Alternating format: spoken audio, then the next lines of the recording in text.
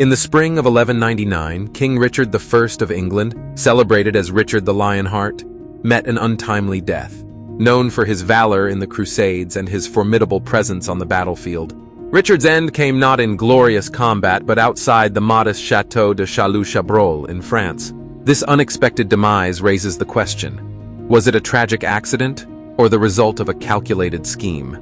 Château de Châlus-Chabrol, a small fortress in the heart of Aquitaine, seems an unlikely place for a king's demise.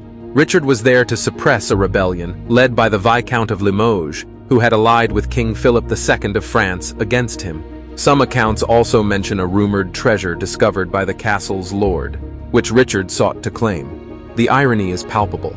A king whose military campaigns had strained England's coffers was now besieging a minor stronghold, possibly in pursuit of wealth. As Richard surveyed the castle's defenses, a crossbowman from the ramparts took aim. The bolt struck the king in the shoulder, a wound initially deemed non-fatal. However, medieval medicine was ill-equipped to handle such injuries, and infection soon set in. Within days, the Lionheart was dead. But was this the end of the story, or the beginning of a deeper mystery? The circumstances of Richard's death are shrouded in ambiguity. The crossbowman responsible, identified in various sources as Peter Basile, Bertrand de Gordon, or John Sabroz, was captured. Accounts differ.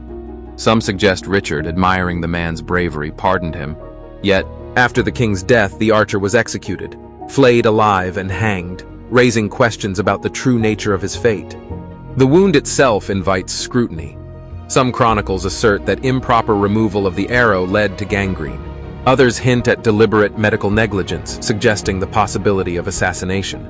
In an era rife with political intrigue, could someone close to Richard have orchestrated his demise?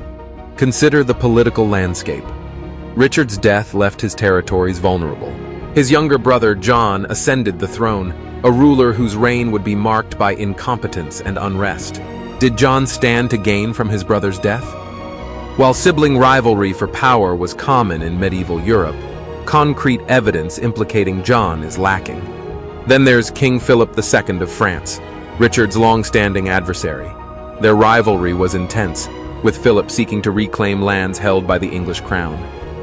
Could Philip have had a hand in orchestrating the siege, aiming to eliminate his formidable foe? While intriguing, such theories remain speculative. As we piece together the narrative, the simplest explanation often prevails. Modern historians generally agree that Richard's death resulted from misfortune rather than conspiracy. In an age without antibiotics, even minor wounds could prove fatal due to infection. The swift execution of the crossbowman, despite reports of a pardon, might reflect the brutal customs of the time rather than a silencing of secrets. Modern forensic analysis has further clarified the cause of Richard's death. In 2012, researchers examined the remains of his heart, preserved in Rouen Cathedral. Their findings revealed no traces of poison, indicating that the king likely succumbed to septicemia caused by the infected wound. This scientific insight reinforces the view that Richard's death was more a consequence of the medical limitations of the medieval period than foul play. Regarding the alleged treasure, historical records suggest it was minimal, hardly justifying a siege. This raises the possibility that the treasure was a pretext for military action, though not necessarily indicative of a deeper plot.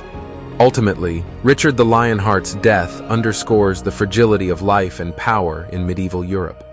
Whether through mischance, medical inadequacies, or potential treachery, even the most formidable leaders were vulnerable to the era's harsh realities.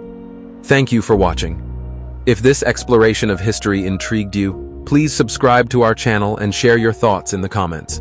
Do you believe Richard's death was an unfortunate accident, or was there more beneath the surface? Let's delve into the discussion together.